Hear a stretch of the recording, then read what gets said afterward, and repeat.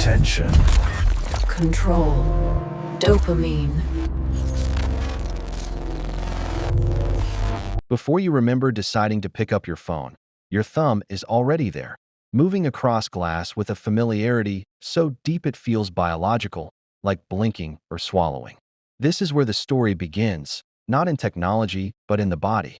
It begins in the moment when a human nervous system quietly learns that every pause in the world now comes with a doorway, a small rectangle that promises to resolve whatever you are feeling before you have time to feel it. The modern day is not loud all the time. Instead, it is fragmented and scattered into micro-silences that appear while waiting for a coffee, standing at a crosswalk, lying in bed with the lights off, or sitting beside someone you love when neither of you is speaking. In each of those gaps, a reflex awakens. Reach, check, scroll. It is as if the mind has outsourced its ability to be alone. Most people will tell you this is habit, boredom, or convenience. But if you watch closely, you will see something more precise at work. It is a form of training that never required permission, a loop built from small rewards delivered at irregular intervals. This is the same neurological mechanism that keeps gamblers pulling a lever long after the fun is gone. Except this lever fits in the palm and follows you into bathrooms, bedrooms, classrooms, and hospital waiting rooms, everywhere that a human being might otherwise encounter themselves. This is not because people are weak, but because brains are ancient and systems are new. The part of us that scans for novelty and threat evolved in forests and savannas, where anything that glimmered might be food or danger. Now that same system lives inside a marketplace of infinite signals, where every vibration of the phone is treated like a possible rescue, a possible threat, or a possible moment of belonging. Eventually, the pause itself becomes intolerable. Silence begins to feel unfinished, and the sensation of being alone with one's thoughts stops registering as rest and starts registering as lack, as something missing that must be fixed immediately. To understand how this happened, we have to return to a time that now feels almost imaginary, when the internet was not a place you lived, but a place you visited. Going online then resembled walking into a quiet room after everyone had gone home, with the hum of a desktop computer, the soft clicking of keys, and the sense that the world had opened rather than narrowed. You went there with intention, to search for a recipe, an answer, or a piece of music, and when you found it, you closed the browser and returned to your life. Nothing followed you, nothing asked to be fed, and there was no endless corridor of content unfolding beneath your curiosity.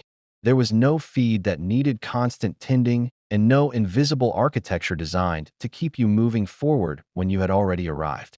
In that world, attention was private, unobserved, and unmeasured, something that belonged to the person having it rather than the system receiving it. Then something subtle changed, not all at once and not by force, but through a series of conveniences that made life easier while quietly reshaping its structure. The first dashboards, counters, and tools promised insight into what people liked and how long they stayed, and they were built not with malice but with curiosity. Yet every number created a new question. Not is this meaningful, but does this perform? Not does this help, but does this hold? And slowly creation itself bent toward the metric. The internet stopped being a place you went to find something and became a place that arrived wherever you were, waiting, ready, and endlessly refreshed. This is the moment the feed was born, not as a villain storming the gates, but as a gentle assistant offering to save you time, remove friction, and decide what you should see next. In exchange, it asked for only one thing: your attention, and attention, once visible, is no longer just awareness but currency, commodity, and leverage. When you can measure how long someone looks at something, you can begin to shape what they see. And when you can shape what they see, you can shape how they feel. The system learned quickly, faster than any single human ever could, that emotion beats information, that anger spreads further than calm, that fear grips longer than understanding, and that outrage is a hook while nuance is a luxury. As a result, the architecture of the internet shifted, not toward truth but toward intensity, and not toward insight but toward retention. Interfaces were built to erase stopping points, with infinite scrolls removing the natural end of a page and autoplay beginning before a thought can form. Notifications were tuned not to importance but to interruption, until scrolling ceased to be a behavior and became a reflex that the body performs while the mind is elsewhere. Beneath all of this, a quiet profile is being built, not from your name or biography, but from your hesitations, your pauses, and the milliseconds you linger on a headline. It is a psychological portrait drawn not from who you are, but from what you cannot look away from, captured in the subtle pattern of your thumb, slowing over certain words. In this system, you are no longer the reader, but the experiment, no longer the customer, but the data source, with your inner life converted into feedback that trains the machine to hold you better tomorrow than it does today. The cost of this transformation is not only the hours you cannot remember spending, but the erosion of silence itself. It is the loss of the quiet spaces where a human mind once repaired, reflected, and wandered without agenda. Those spaces are replaced by a world of half-attention, with parents nodding while missing the sentences their children just spoke and friends gathered around tables while living in separate streams. It is teenagers lying awake in dark rooms illuminated by blue light that feels like company but behaves like caffeine for the soul. Yet the story does not end with catastrophe, because there is no single villain to defeat and no dramatic collapse to witness. Instead, a choice waits in small, ordinary moments, such as whether a phone is placed face down or face up.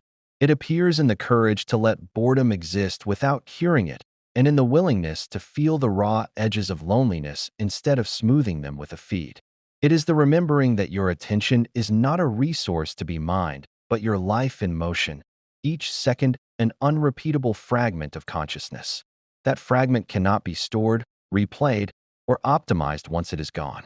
Sometimes, when the room is quiet and nothing is asking you to stay or measuring how long you hesitate before leaving, you feel freedom again as a breath in the chest, a gentle return of something that drifted away and can begin to come back one silent moment at a time.